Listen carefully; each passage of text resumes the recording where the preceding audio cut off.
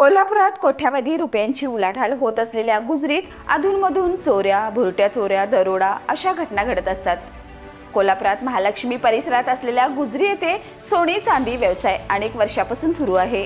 येथे जीवाभावाने सोनार बांधव एकोप्याने आपला व्यवसाय करतात, एकमेकांना मदत सहकार्य करतात। यामुळे गुजरीची चांगलीच ओळख जिल्ह्यात आजही आहे।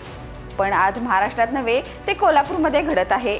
पण जे घडत आहे त्या वास्तव्याला संपूर्ण गुजरीच नाही तर कोल्हापूरवासी हे अनभिज्ञ आहेत। नमस्कार, मी सुरेखा आणि आपण पाहता तारा न्यूज।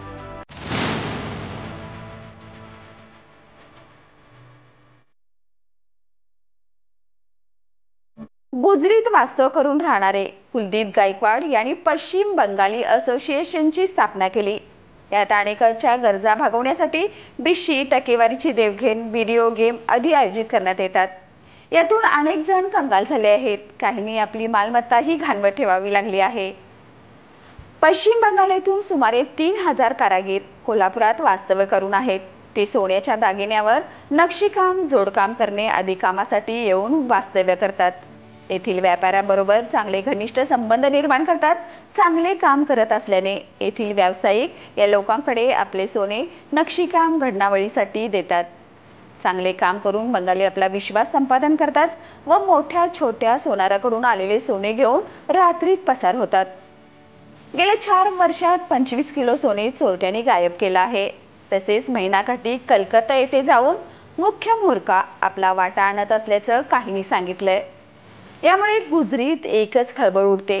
या पसार झालेल्या चोऱ्या दबक्या आवाजात गुजरी परिसरात कळतात। चोरीची तक्रार दाखल होते।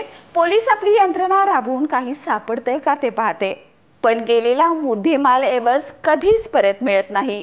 पोलीस यंत्रणा नेहमीप्रमाणे आसपास तपास करून शांत राहते।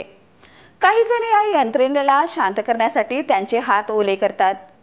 कोल्हापुरातील ठगसेन आपल्या हाताखालील पोलीस घेऊन चोराला अभय देतात।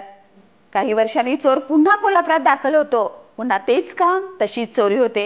हे किती दिवस होत राहणार? यात कुणाचा हात आहे याकडे कोणी लक्ष देणार की नाही?